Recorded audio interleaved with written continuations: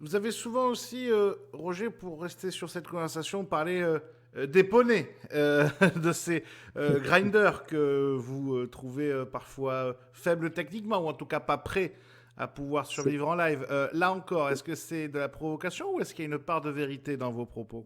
Non, bien entendu, la provocation est basée sur la vérité. Enfin, sur une part de vérité que j'estime logique. Le terme poney, c'est plutôt un terme sympathique que j'ai voulu donner à ces joueurs peu aguerris et qui pensent pouvoir un jour euh, gagner leur vie en jouant. Donc, c'est pour ça que c'est une manière de tirer un peu la sonnette d'alarme. Mais est-ce que C'est vous... un peu la manière de tirer la sonnette d'alarme parce que le poker est un jeu qui est un des plus durs au monde. Si on veut vraiment s'y intéresser, c'est un jeu très vaste, qui est très simple d'aspect, mais comme je dis souvent, c'est comme un animal sauvage. Il est très beau à regarder, mais il est très difficile à caresser. Est-ce que vous pouvez comprendre que ce discours, il est un peu antinomique avec le fait d'être un organisateur? C'est-à-dire que quelque part, quand vous dites, mais attendez, mais c'est très compliqué le monde du poker, c'est très compliqué de pouvoir vivre du poker, et à côté, vous organisez énormément de tournois, certains qui ont été très novateurs avec les années. Est-ce que vous pouvez comprendre qu'il y a un double discours quelque part? Non, il n'y a pas de double discours puisque je considère le poker comme un loisir et je considère d'ailleurs les propositions que je fais sont des tournois avec des packages à faible buy-in, c'est-à-dire pour que les joueurs puissent profiter au maximum de leur argent en ayant un séjour dans un pays agréable, dans une ville agréable, avec tout ce qu'on peut leur mettre à disposition pour qu'ils puissent passer une petite semaine de poker loisir, pour ainsi dire. Et non, ce n'est pas des EPT que je propose qui ont des gros sites en soutien et qui font des milliers de joueurs. Nous, quand on propose un tournoi, c'est 200-300 joueurs qu'on a sélectionnés qui viennent et qui viennent passer vraiment une semaine très sympathique. Quoi.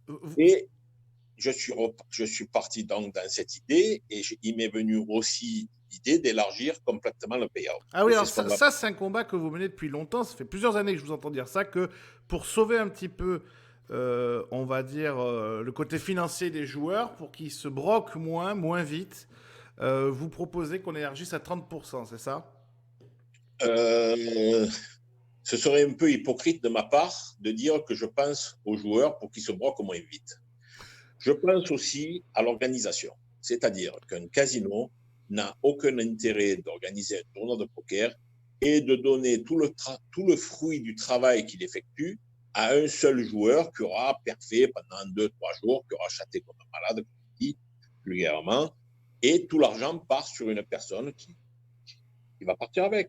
Pourquoi ne pas récompenser comme un sit and go 30% des joueurs? Pourquoi, pourquoi cette logique n'est pas respectée? Puisque quand vous faites un sit and go sur Internet, sur 10 joueurs, il récompense 3 joueurs. Donc ça fait bien 30%. Donc mon idée est partie de là. Et j'ai dit, pourquoi ils récompensent que 10%? Parce que les sites défendent leurs intérêts. Il faut que ce soit spectaculaire, il faut qu'ils aient des gros price pools, et ça, pour faire venir le monde sur leur tournoi, comme les EPT, avec PokerStar, ils veulent de la paillette, pour ainsi dire. Moi, non, la paillette, je ne peux pas la distribuer, je n'en ai pas les moyens. Roger, vous avez eu de beaux succès. Vous avez été le premier Français à gagner deux bracelets. Vous avez fait des tables finales extrêmement importantes.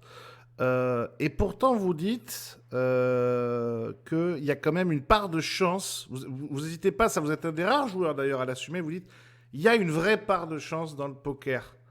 C'est très étonnant ça comparé à des joueurs qui vous disent qu'il n'y a que de la technique. Ah ben, il est certain que je considère le poker comme un sport, mais pas totalement comme un sport. Il y a aussi la variance qui joue à peu près à 25% dans les résultats. Mais je suis beaucoup plus adepte de participer à des tournois qui ne dépassent pas les 300-400 joueurs que d'aller dans des tournois que j'appelle des tournois loto où il y a 2000 joueurs, 2500 joueurs, et puis pour être le plus fort du monde, vous n'arriverez pas au résultat. Tandis que sur 200-300 joueurs, à partir du moment où vous avez un niveau assez correct, disons si vous êtes de niveau mondial, vous allez pouvoir vous imposer. Pourquoi? Parce que sur plusieurs tournois à 300-400 joueurs, dès que vous allez être maître de votre table, vous allez pouvoir imposer votre rythme et votre expérience, vous allez vous retrouver déjà dans les ITM. Vous comprenez, si vous avez 300 joueurs, vous êtes le premier ou le deuxième de votre table, vous êtes directement ITM. C'est-à-dire que sur 300 joueurs, si vous êtes le premier de votre table, il reste 30 joueurs. Et puis après, à vous de jouer. Mais ce n'est pas mission impossible comme dans les tournois à 2-3 000 joueurs. On sait très bien que ce ne sont jamais les meilleurs qui gagnent ces tournois à 2-3 000. Oui, de temps en temps, il y en a un qui arrive. Mais en règle générale, c'est toujours des inconnus qu'on n'a pas trop vus.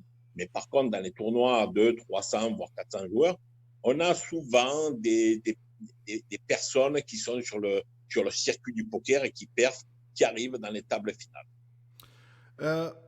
En ce moment, vous parlez d'une période de bad run en ce qui concerne votre côté joueur. Vous n'hésitez pas souvent à filmer vos parties de cash game, Omaha, Endiablé, et malheureusement les bad beats qui vont avec.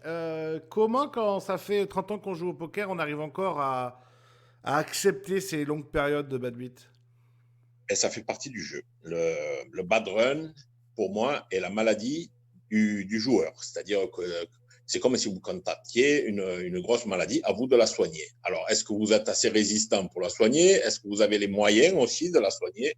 Ben, ça fait partie du jeu. Et c'est là où on voit la force d'un joueur. C'est pas quand tout va bien, c'est quand tout va mal. C'est comme dans tout. C'est comme dans la vie, c'est pareil, c'est la même chose. Et effectivement, j'ai eu une période de ma vie avec la grosse dépression que j'ai subie suite à la perte de mon poids. J'avais perdu 80 kilos. Je m'étais fait faire une opération pour perdre le poids parce que ça devenait aussi assez dangereux pour moi de rester à ce poids-là. Donc, j'avais perdu 80 kilos et suite à ça, j'ai fait une grosse dépression. Je suis resté 2 ans dans les hôpitaux psychiatriques et c'est pour ça qu'on m'a plus vu sur les circuits. Donc, je suis revenu petit à petit. C'était cause perdue pour les docteurs, pour moi.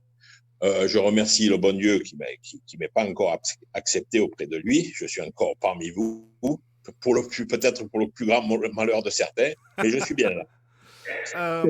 Le fait justement, d'ailleurs, vous dites pour le plus grand malheur, là, aujourd'hui, clairement, aujourd'hui, Roger Abédian, c'est un peu une guerre de chapelle. Vous avez vos aficionados et vous avez ceux qui vraiment vous critiquent avec virulence. Est-ce que c'est pour vous une position confortable ou est-ce que de toute façon c'est la rançon d'être un personnage public? Exactement. De toute façon, vous aurez toujours des gens contre, mais à côté de ça, j'ai des gens qui reconnaissent un peu les résultats que j'ai eus. Bon, bien entendu, je reviens petit à petit sur le circuit. J'essaie de soigner comme une maladie ce bad run qui va passer certainement.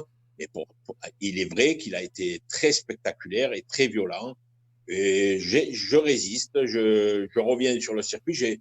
Là, dernièrement, juste avant le confinement, en une semaine, 10 jours, j'avais fait 5 tables finales à Paris. Ouais, c'est ça, vous aviez fait la tournée des Grands-Ducs à Paris, ouais.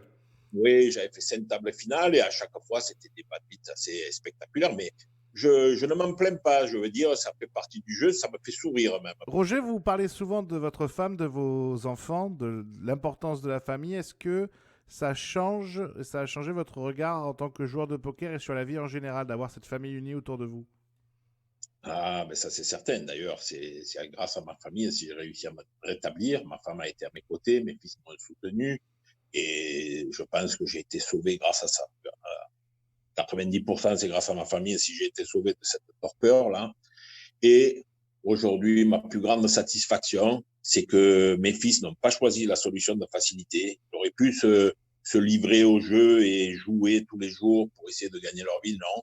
Ils ont préféré la besogne. Ils sont directeurs de la Poker Room au Grand Casino de la Mamounia, dans un domaine dans lequel ils excellent d'ailleurs. Et je suis très fier de leur décision et d'avoir choisi l'éducation de leur mère.